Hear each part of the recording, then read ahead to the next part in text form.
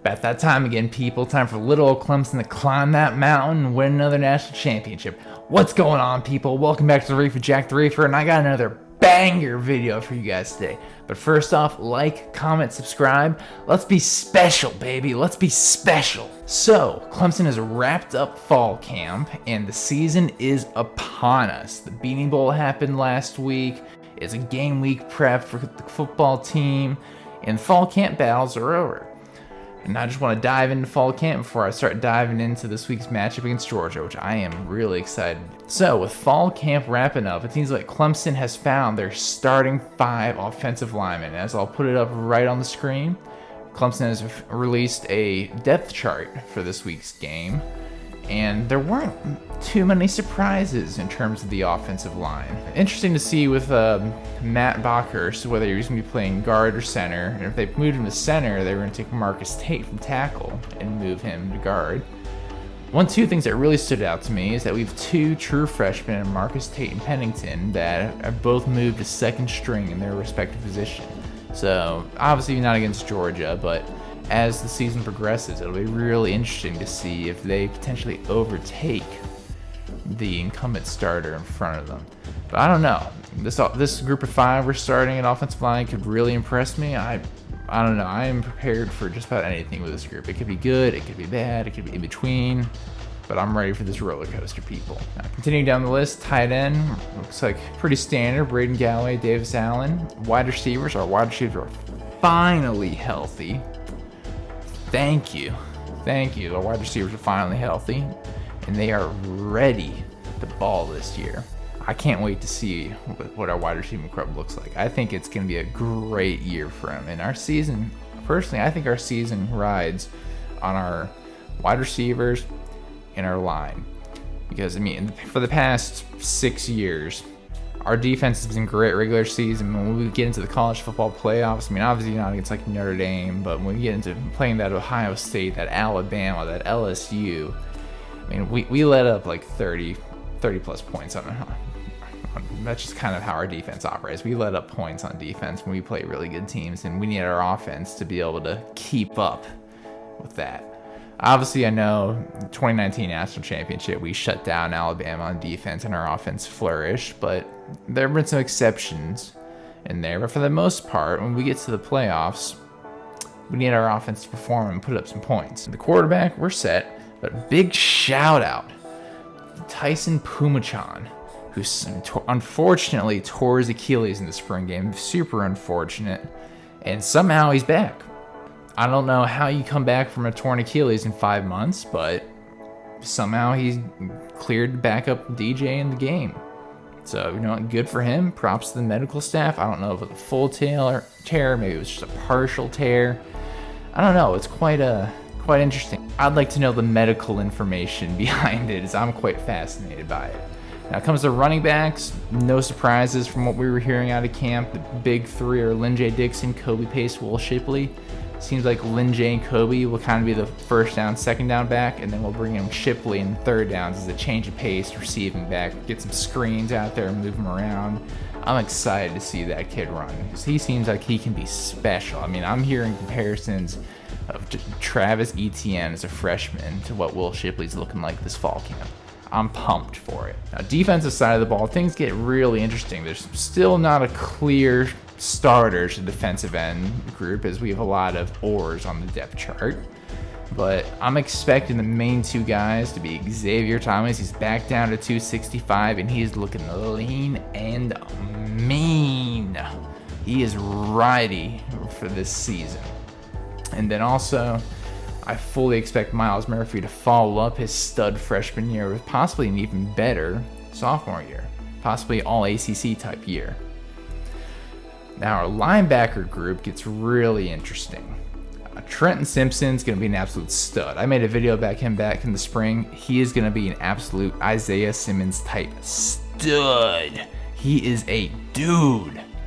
That man was looking mean at weigh-ins. He's looking mean in camp. He is ready to ball.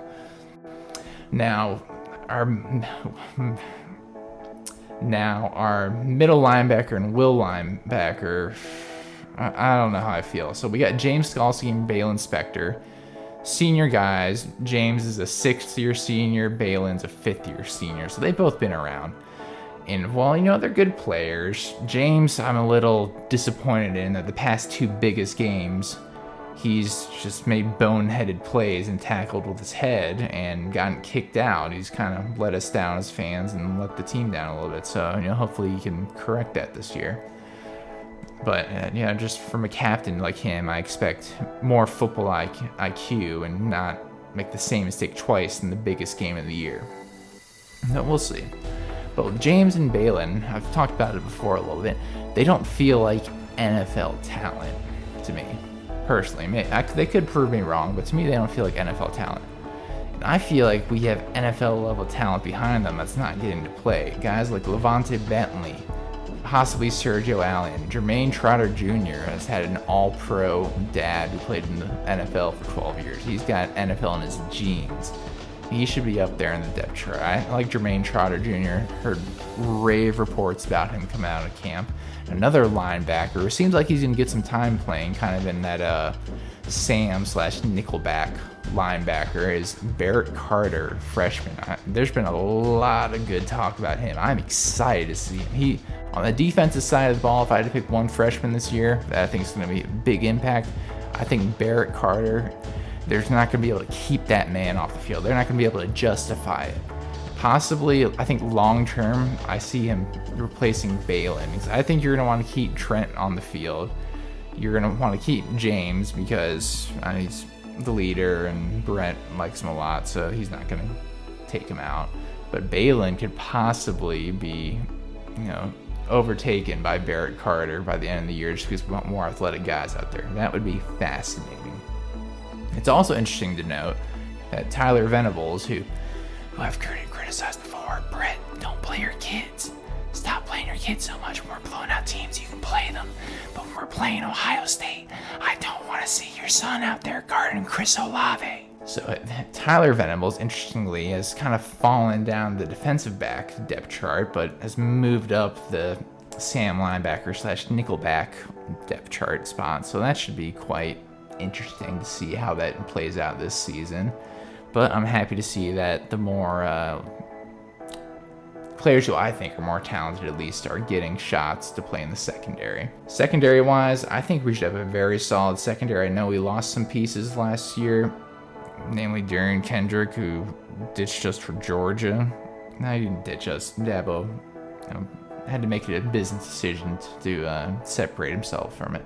Fred Davis should be a good opposite Andrew Booth. I don't think anybody's going to want to throw the ball near Andrew Booth. Andrew Booth, lock it in. Andrew Booth's going first round NFL draft this year. He's going to have an A.J. Terrell, Trayvon Mullen type season. Lock it in. Andrew Booth's going first round NFL draft this year. Now, special teams wise, the returner spot is quite interesting. So you look at our punt returner, and our number one guy is Justin Ross. Not a bad option. He's a super just athletic freak. But it's just interesting that we'd put our best receiver back there when, we've got Mikey Dukes or Will Shipley that's not going to be an every down back for us this year, that they're explosive guys. Maybe throw them out there in special teams because you got to be a steely-eyed missile man if you're back there and returning the ball in special teams, especially punt return.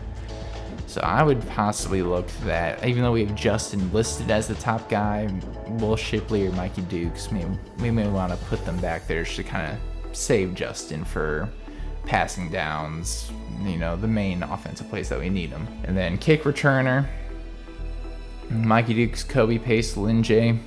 If anything, the order of that list for kick return tells me that Lynn J is going to be the first back, and then the pecking order goes to Lynn J, Kobe, Will.